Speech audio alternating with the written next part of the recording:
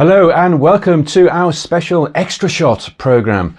I'm Guy Daniels and it's time now to savour the delicate flavours and notes from our freshly roasted Telco as a Platform Summit. And joining me to extract even more coffee-related puns as we pour over the highlights of our API and platform-based summit is TelecomTV's editorial director and fellow coffee aficionado, Ray Maistre, who really knows his beans. What's in the cup this month, Ray?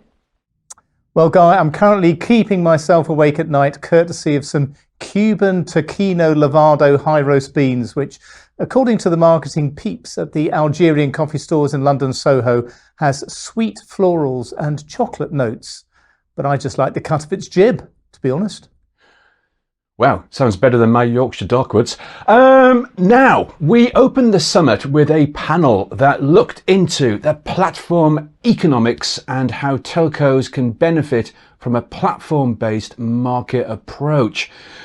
And we started by asking whether or not the telco as a platform model is the best approach. I just don't think putting a thin layer of digitalization on top of a really old tech deck stack will deliver the platformatization difference that our customers are going to need. We all have to have platforms at the core of our businesses. It's the only way that we could, efficiently manage our businesses and basically make sure that we can offer a wide sort of portfolio of services that we need to offer. So building platform as a service will enable all of those things to happen. If we don't have platform as a service, frankly, a lot of the benefits that we've been talking about in 5G and 6G or next G just can't happen. And I think that's what people are saying here is you will have to make your stacks, your networks more software centric, more platform oriented with APIs coming out. And who knows after that what we stumble upon in terms of our winning alternate model. Well, you can watch the full panel on demand right here on TelecomTV. In fact, all of our summit videos, including the live shows, are now available to watch. And Ray, there's broad consensus on the benefits of a platform approach and the long-term need to develop this capability. But there doesn't appear to be an industry-wide blueprint on how to do this. Yeah, I mean, it's going to be very different for operators depending on where they're coming from, basically. We heard in one of the live shows that for Colt, for example, developing a platform approach and strategy is a natural extension of what that company has been doing for a few decades already. It's really the next step in Colt's evolution. But for others, it's a major operational, technical and cultural change, and it could require a completely different team and approach. And there was an interesting discussion about whether there should even be a new business division, maybe with its own identity or brand at some operators. But I feel that's always a risky move, and that approach can make such teams feel as if they're outside the broader business, outside of the main brand. But there doesn't seem at the moment to be a blueprint currently for the industry. And I think it'll take a few more years and some real world use cases from the industry to identify certain specific ways in which a platform operation can be woven into an operator's fabric, so to speak. And that's why these kinds of summits are important, so people can find out what companies are doing right now. Yep, thanks Ray, indeed they are. Well, for day 2 of the summit, we focused on APIs and we wanted to explore how and when the industry will move on from the initial, somewhat limited set of network APIs and into more appealing and profitable areas. And we also discussed the increasing impact of AI. The APIs need to develop to be not just a single call type of thing, but actually have multiple ways of handling or multiple calls going out and being able to pull on that. So I think increased complexity is probably something that is a given that's going to come as a result of agentic AI getting involved in the process. Could AI agents, to Mark's point, greatly change the offered load of API calls because it has ideas of how to use network capabilities, whether it's quality of service, whether it is a new package, whether it's identity, location, availability, in ways that maybe humans haven't really stumbled upon yet. I think we're just at the start of understanding what the impact of AI is on the networks. As you say, it's going to be larger volumes, so there's going to be different profiles, and we need to actually understand those profiles. And the point I wanted to make is we're going to have to think about building networks for AI. Yeah, that was a good point from Henry there. And just as we think we understand APIs and the associated interactions with telco networks, along comes AI to change the nature of API calls and perhaps introduce some new service possibilities. Yeah, and in many ways, I think the timing is quite fortuitous. So the early APIs being adopted by service providers are largely based on already well understood functionality. And the development of the specs and of the ways in which those APIs work and how they work in a multi-service provider environment are now being understood. I feel like we're on the cusp of entering the Telco API 2.0 era, and that next stage can take into account the impact of AI as a tool and also as a catalyst for network trends.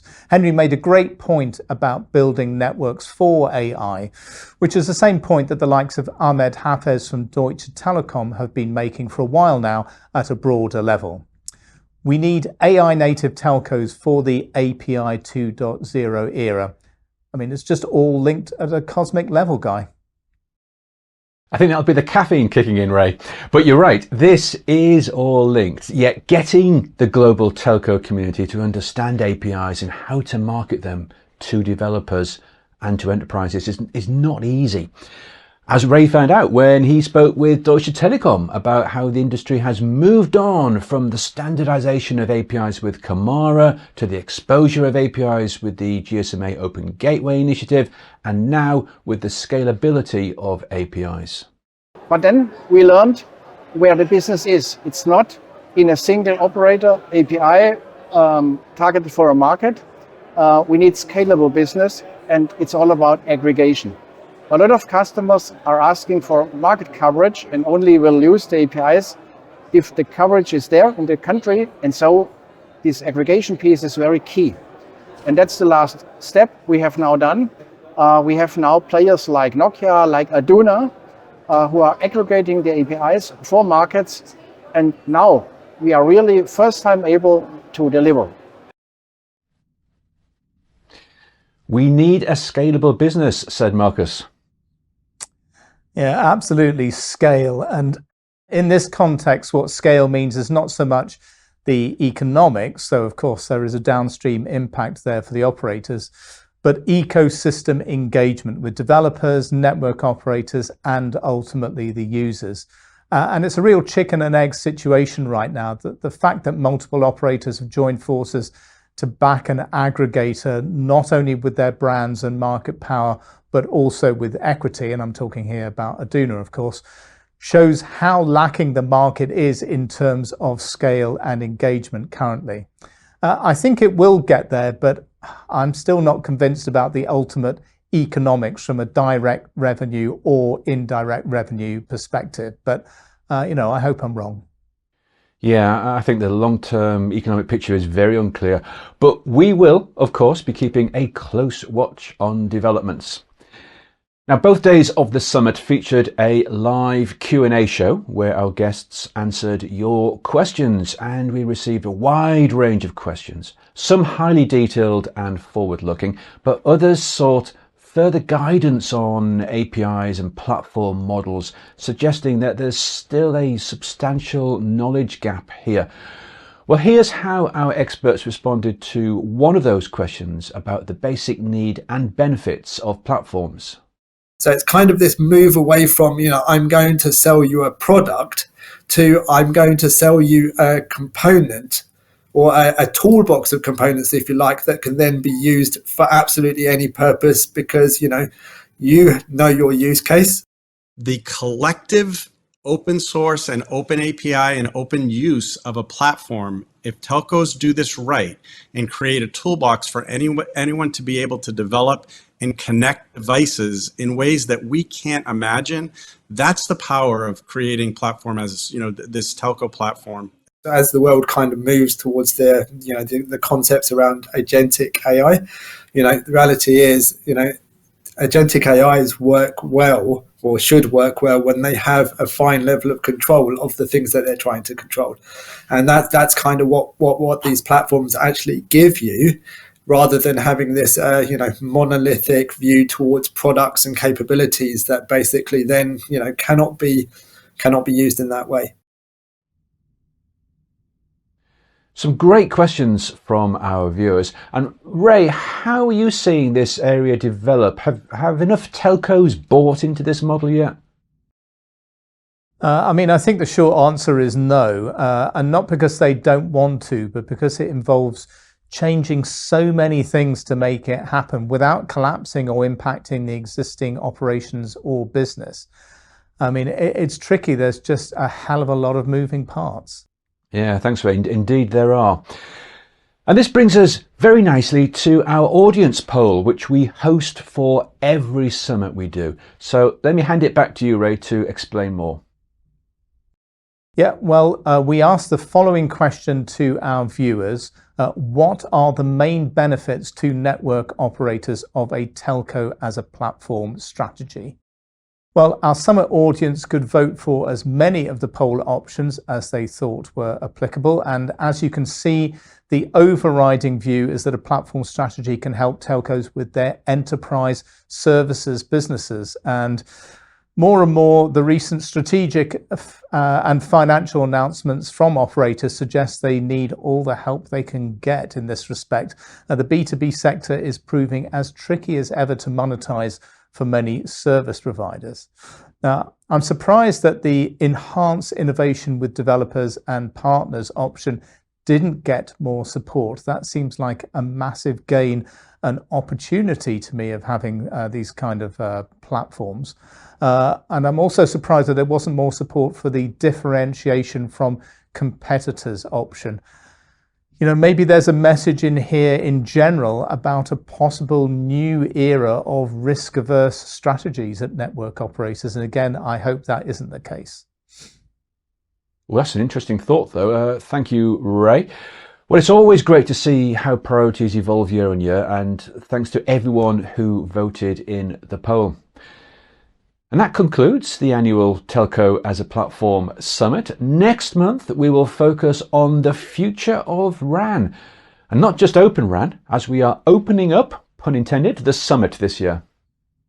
Yep, there's increasing chat now about the potential of Cloud RAN as well as virtual and Open RAN, and of course, important developments in traditional radio access networks too.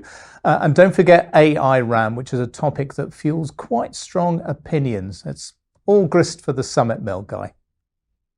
Yep, all beans for the grind.